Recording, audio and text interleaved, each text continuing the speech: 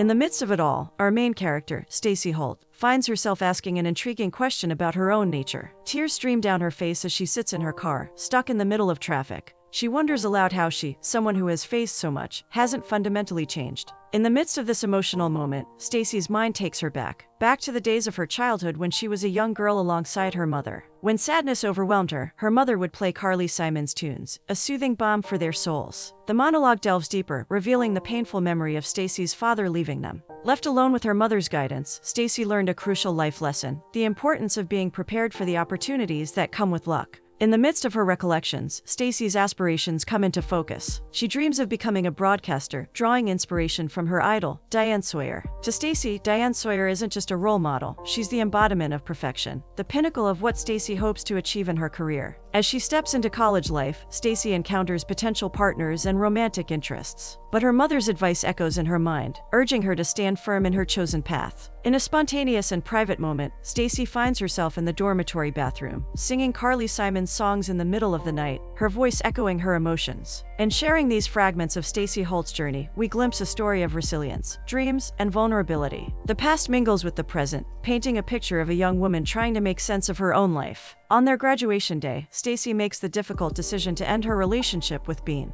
Her focus on the future and her career path leads her to believe that they won't be able to stay together. Yet, almost immediately, regret washes over her, and she races after Bean, realizing her mistake. However, life takes an unexpected turn for Stacy as she encounters Derek in a sports bar. Their conversation flows effortlessly until the establishment closes its doors. Their first year together as a couple proves to be a resounding success, their love deepening with each passing day. While Stacy continues to reside with her mother, she spends the majority of her time with Derek. Professionally, though stuck in a bad job, she strives to hold on to her dream of working with Diane Sawyer. In her quest to climb the career ladder, she secures a position under Kippy, aiming for upward mobility. Applying for the role of associate producer, Stacy finds herself amidst a bustling work environment, sharing close quarters with her supervisor Ira Nachlees and her colleague Barb. The office buzzes with activity, akin to a hive of busy bees. Guided by Barb, Stacy familiarizes herself with the workspace, venturing into an even busier area where everyone remains on their feet. As recording commences, an absence of the buzzer prompts them to improvise with Barb's enthusiastic shriek, setting a lively tone for the show. Kippy herself graces the stage, exuding charisma as she exchanges handshakes with her guests. In the midst of an interview aimed at discerning potential infidelity, the atmosphere is disrupted by the uproar of rapper Boy Tay. Escorted by security, he is positioned across from his girlfriend as Kippy delves into the accusation of cheating, complete with an incriminating photograph. The couple's dispute escalates, further fueling the audience's excitement.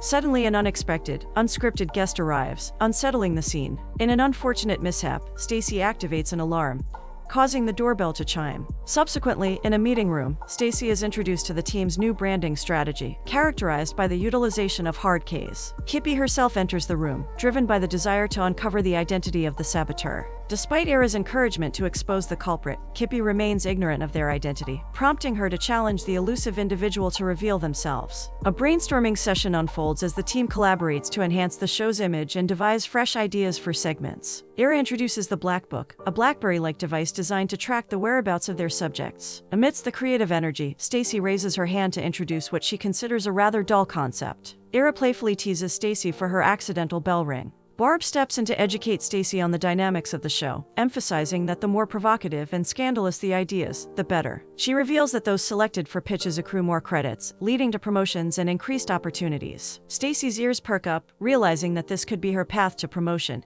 and closer alignment with her career goals. As Kippy walks by, she taps Barbara and acknowledges Stacy by name, leaving Ira momentarily forgotten. The peculiar dynamic between Ira and Kippy becomes evident. It appears that Ira might hold a certain fascination or admiration for her. Kippy casually brings up Barb's ex-boyfriend, which dampens her mood significantly. Ira's primary goal is to pitch more and more shows, to catch Kippy's attention and earn recognition from her. However, it becomes clear that Ira's aspirations might remain unfulfilled. Kippy is on the verge of being replaced due to declining ratings, with 5 years left on her contract. Suspicions arise that the Sabotage could be an inside job, a ploy to lead her to resign. Despite the circumstances, Stacy maintains a positive outlook and touches Barb, suggesting they could help Kippy overcome this challenge. Yet, Barb appears uncomfortable with sentiment and physical contact. Conversations continue, delving deeper into their thoughts about Kippy. It becomes increasingly apparent that Kippy might be nearing the end of her run as the show's host, a notion that casts a shadow over their discussions. Continuing with the show, Kippy's topic revolves around the theme of betraying friends. Derek joins the scene, engaging in some playful antics before he readies himself to leave. However, just before his departure, Bob the bulldog unexpectedly emits a bout of natural toxic gas. It means he lets out a fart. Later on, Kippy's guest arrives, immediately capturing Derek's attention. It turns out to be Lulu, a French supermodel, who's set to open up about her battle with bulimia. Lulu, with her alluring French accent, shares her journey from the heights of the supermodel world to the depths of losing almost everything. In a surprising turn, Derek nonchalantly reveals that he's personally heard Lulu's distinctive Fritz barfing, not just on TV. He casually drops the bombshell that he and Lulu once dated, a detail he'd never before disclosed. Stacy takes this seriously, as Derek had shared stories of his previous romantic involvements, yet he'd kept his involvement with a famous French supermodel under wraps. Derek, however, downplays it as a thing of the past, suggesting they steer clear of discussing it. Derek opens up, admitting that discussing this topic is a struggle for him, and he asks Stacy to promise not to bring it up again. But against his wishes, Stacy confides in Ira and Barb about the matter. Ira suggests there might be more to it, implying that if Derek avoids discussing it, it could be something deeply significant. Barb chimes in, hinting at more complexity beyond simply past relationships. Stacy also mentions her reluctance to confront Derek about this issue, as she wants to spare him any discomfort. Barb encourages her to research why Derek's relationship with Lulu came to such an abrupt end. In their cramped office space, Ira embarks on a search for information on Fritz. Meanwhile, Stacy finds herself lost in a daydream, envisioning herself as a character from Working Girl. With unwavering conviction, Stacy clings to the belief that one day, she'll have the opportunity to work alongside Diane Sawyer. Ira, brimming with excitement, calls Lulu by her last name, Fritz, as he lays out a plan. He proposes offering Lulu a special interview slot next month, under the pretense of an exclusive feature. However, his true intention is to dig deeper into Lulu's past. Despite Stacy's disapproval, Ira extends the invitation to Lulu, scheduling the interview for the following day. The next day arrives, and the trio, Stacy, Ira, and Barb, sit as panelists for Lulu's interview. Ira leads the conversation, inquiring about a potential documentary covering Lulu's life. Eager to share, Lulu willingly opens up. Ira delves into personal territory, especially her past relationships. Yet Lulu remains discreet about her ex, Derek. Downplaying her striking appearance, she claims to have been unattractive and unlikable in the past. Stacy remains skeptical, recognizing the tendency of many supermodels to downplay their appearances in order to appear relatable. Barb probes further, questioning Lulu about her dating history. To Stacy's astonishment, Lulu lists off each name, pronouncing Derek's name with a distinctive French accent. As Barb and Ira press for more details about Derek, Lulu divulges that their relationship was primarily sensual and confined to the bedroom. She highlights Derek's allure and potency. Lulu acknowledges that her infidelity and busy schedule led to the demise of their relationship. Derek, however, remained persistent, choosing to return to his ex-girlfriend Joyce. Lulu's mention of Joyce strikes a chord with Stacy, who knows the name well. When questioned about her knowledge, Stacy fibs, suggesting that Lulu previously mentioned it. Furthermore, Lulu confesses that she actually stole Derek away from Joyce a long time ago. Pondering Derek's current whereabouts, Lulu takes action, sending him a voicemail. In a twist of fate, Stacy is present when the voicemail arrives, and she takes it upon herself to delete the message. Stacy's mind churns with a plan, one that could potentially unearth the hidden corners of Derek's past. Driven by her curiosity and a nagging sense of doubt, she seizes the opportunity and takes hold of Derek's personal history box. Carefully, she opens it, revealing a treasure trove of photographs, particularly those chronicling his time with Joyce in New York, along with images of his other exes. As she begins to sort through the contents, Bob's innocent presence tugs at her conscience. The guilt of invading Derek's personal space weighs on her, leaving her conflicted about her actions. It's at this very moment that Derek's voicemail arrives, requesting that she retrieve his Palm Mobile that he left behind. His reason is simple: he needs his contacts. Stacy embarks on a search, eventually locating the Palm hidden amidst a pile of newspapers. With bated breath, she unlocks the device, a rush of anticipation coursing through her veins. What she stumbles upon transforms the once ordinary Palm into something much more significant. It becomes, in her imagination, the proverbial black book of Derek's past lovers. Turning to Barb, Stacy's heart pounds as she navigates the device. Her discovery leaves her taken aback. Joyce's name remains in Derek's contacts, indicating a line of communication that is still open. Not only that, but it seems Joyce has transitioned into a new job, implying ongoing interaction between her and Derek. As Stacy's journey into the depths of Derek's past continues, her emotions run wild. The Pandora's box she has opened unravels a story that she hadn't fully comprehended before. The uncertainty of Derek's previous relationships casts a shadow over her, and she's left grappling with the implications of what she's uncovered. Barb hatches a plan to stalk Joyce, and just like what they did with Lulu, pretends to invite her for an interview to peer into Joyce's past relationship with Derek. But Stacy does not like the idea of prying. Then Barb asks about the podiatrist. Barb urges Stacy to find more about Derek, because he might have a pattern of behavior that Stacy is unaware of. And Barb brings it up because of her personal experience with Neil, warning her that guys like her ex have secrets, which will come out sooner than later. Barb stubbornly insists on it, so Stacy gives out her name, Dr. Rachel. So Barb calls the doctor to book for a session. Barb also tells her if she wants to work with Diane Sawyer, she should hit hard on research. Stacy goes into the clinic and starts her appointment, meeting Rachel to discuss her foot warts. However, there's a miscommunication, and she realizes that Rachel is not a podiatrist,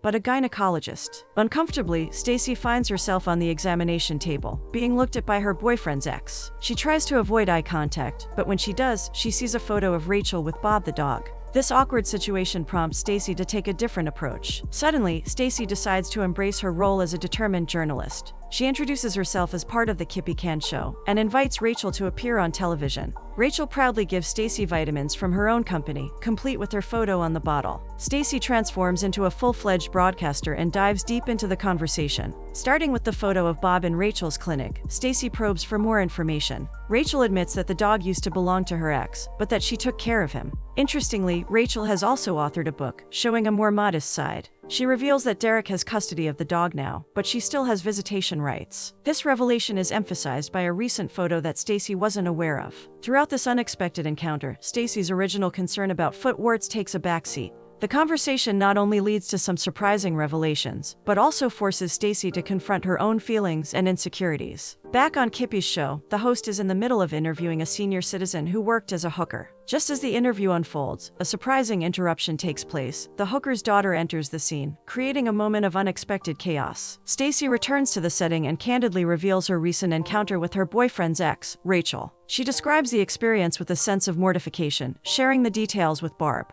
Meanwhile, Ira remains engrossed in maneuvering the show's proceedings. Barb interjects, suggesting that despite everything, Derek might have a penchant for extraordinary women, those who are both beautiful and talented, a list she's now a part of. However, a question lingers as Stacy recalls the picnic with Rachel. She wonders why Derek never mentioned it, casting a shadow of doubt over their relationship. Amidst these thoughts, Stacy takes Bob for a walk, struggling to control his energetic behavior. Bob's instincts lead him as he runs toward a distinct scent, all while Stacy remains on a call with Derek. Bob guides her to a charming brownstone house, revealing the name Keys, Rachel Keys, Derek's ex. The serendipitous discovery takes an unexpected turn as Stacy accidentally rings the doorbell, prompting Rachel to answer. Bob's excited barking confirms the familiarity, and even more astonishingly, he responds to Rachel's voice and commands. As Rachel heads downstairs, Stacy hastily hides with Bob underfoot. In a comical turn of events, Bob takes matters into his own paws and sets off to find Rachel. Faced with this unfolding situation, Stacy remains outside and calls on Barbara for a timely rescue.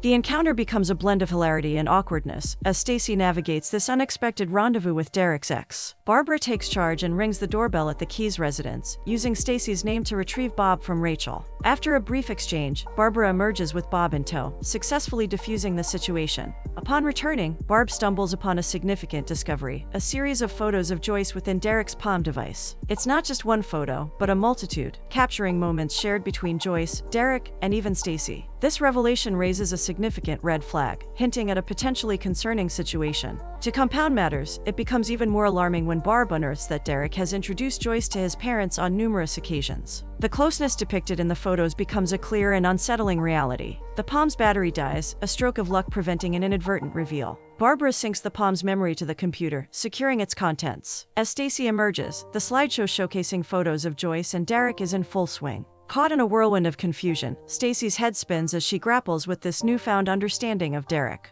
Overwhelmed, she questions Barbara about the potential success of a hypothetical relationship like Derek's. Could it still thrive? However, Barbara's response is stark, emphasizing that omissions can be just as painful as betrayals. In a sudden twist, the computer dials Joyce, initiating an unexpected interaction. As Stacy hurriedly ends the call, she accidentally dials Derek's number. The answering machine kicks in, followed by Joyce's voice. The revelation lands like a bombshell. Derek and Joyce have been romantically involved. Adding an ironic touch, Joyce playfully praises Derek's sense of humor, a trait Stacy ironically knows he lacks. In a flash, chaos erupts. Fueled by fear that Derek will hear Joyce's message, Stacy races to delete the incoming calls. Her efforts prove futile, leaving her no choice but to take out her frustration on the answering machine. Armed with a hockey stick, she delivers a powerful blow, silencing the machine in an outpouring of emotion. Now she goes cuckoo, realizing her mistake, because all Derek's numbers are saved on that phone and he might need it later on. Stacy has realizations that Derek is talking to his exes, and Stacy wants to dig deeper as to why Derek doesn't want to talk about past relationships. So Stacy calls Joyce, pretending to do a segment on chefs, using Kippy's show as a reason to talk. Happy with the risk they took, Barb and Stacy go dancing. Morning arrives and Stacy goes to the cafe, but the barista recognizes Stacy from last night, smothering Bob. But she laughs it off, saying it's a mistake. She orders coffee anyway, and then later Joyce appears, who also has a bob cut. Derek seems to have a type. Joyce recognizes Stacy pretending to be Barb. They sit together, and they hit it off, as their humor matches and they seem to share interests. Then Stacy learns from Joyce that Diane Sawyer is in town. Joyce hypes her up for her dreams. Then Derek calls, asking about his contacts. Upon opening the phone, the photo of Joyce and Derek is there. As Derek recites the names, Joyce's head turns as the names seem familiar. After the call ends, Joyce asks about the people from Derek's contacts. She mentions she's a hockey fan and wants to meet them, also mentioning an ex who is a scout, probably Derek. Stacy tries to avert the situation so Joyce wouldn't learn who she really is because Joyce knows her as Barbara. Then, Joyce stumbles upon something shocking within Derek's palm, prompting Stacy to come clean about her actions. Joyce makes the surprising discovery that Derek's palm contains an I Spy mobile application. Curious about its functionality, Joyce sends a copy of it to Stacy's palm.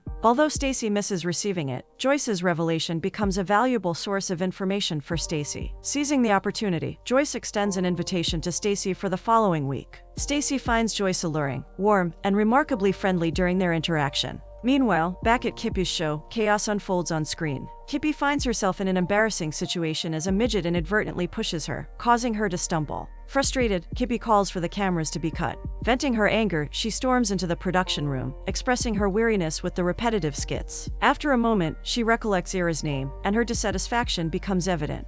Carl, another member of the production team, doesn't appear to sympathize with Kippy's frustration. As Kippy returns to the show, Ira is visibly taken aback by the situation that has unfolded. In the midst of the show, Kippy decides to host more couples to address certain matters. Following this, Ira becomes concerned about his idea. Stacy reveals to Ira that she overheard Barb, Carl, and Kippy discussing that Ira's little black book concept is a good one. Encouraged by the positive feedback, Ira's confidence is buoyed. During a brainstorming session, Barb is chosen to produce the next segment, leaving Ira somewhat disheartened. Although he had hoped for the opportunity, he instead supports Barb as she takes on the task of managing the plastic surgery story. Despite his initial disappointment, Ira gets behind Barb's assignment. Barb brings up Stacy's idea of a cook-off to Carl, with Joyce as the guest. The thought of Joyce as a guest amuses Barb, but Stacy is thrilled, as this gives her the chance to produce her own segment. It's a validating moment, and her offer to Joyce becomes more genuine. However, this newfound responsibility doesn't come without a tinge of guilt for Stacy. Her emotions become more complex, especially when Joyce surprises her with a book of Diane Sawyer's, complete with an autograph arranged by Joyce herself. The plot thickens as a waiter delivers payoff tickets to Joyce, who invites Stacy to watch them together. Interestingly, the event also involves Derek, leading to an imminent meeting among them. In a twist, Lulu enters the scene and crosses paths with Joyce. As Lulu interacts with Stacy, her real name is exposed. Quick on her feet, Stacy gaslights Lulu, persuading her to believe that she got their names mixed up. Joyce holds a strong aversion to Lulu and seizes the opportunity to recount her side of the story, how Lulu had once stolen Derek away from her. In a surprising revelation, Joyce implies that she and Derek are now just friends, hinting at the possibility of a rekindled romance between them. This newfound development sends a wave of threat and uncertainty through Stacy, whose own feelings for Derek are now in turmoil. To compound the situation, Derek and Joyce's purchase of a boomerang becomes symbolic of their connection, implying that what is thrown away will eventually return. Attempting to reassure Joyce, Stacy suggests the existence of other potential partners for Derek. However, Joyce's fixation on the idea of reconciling with Derek proves evident.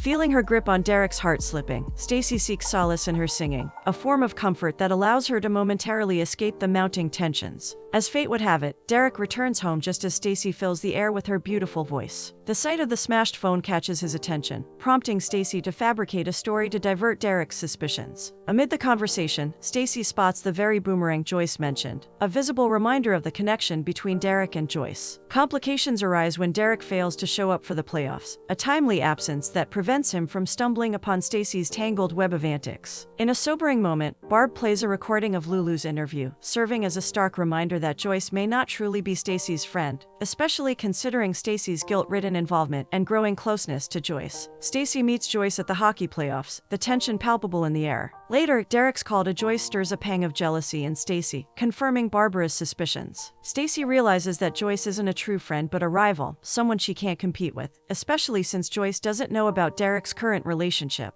In response, Stacy takes a strategic step. She shares the interview footage of Lulu discussing her past with Derek, casting doubt on Joyce's desire to reconcile. Although the plan works, Stacy can't shake off the guilt it brings. As they walk together, Stacy and Joyce have an honest conversation. Joyce explains her attempts to contact Derek without appearing overly possessive. Stacy sincerely apologizes, her emotions raw. Joyce's gaze lands on a man across the street, Derek, seen through a window. They both observe the man who ties them together, albeit differently. Both Stacy and Joyce feel disappointment in Derek. Before Joyce leaves, Stacy reaches out once more. However, Joyce realizes that further conversation stirs painful memories. This epiphany hits Stacy too, making her grasp the unintended consequences of her actions. She regrets uncovering a side of Derek she wasn't prepared for. The next day arrives, and Barb is visibly anxious. Her nerves stem from the weight of producing her own show. Stacy assures Barb of her unwavering support. As the show commences, they broadcast Kippy's entrance. Unbeknownst to Stacy, Barb's show centers around her, Derek, and Derek's exes. Barb seizes Stacy and makes her the first guest on the show. Despite her confusion, Stacy obliges and steps onto the stage. What she discovers shocks her. Her investigations into Derek's past are now the focal point.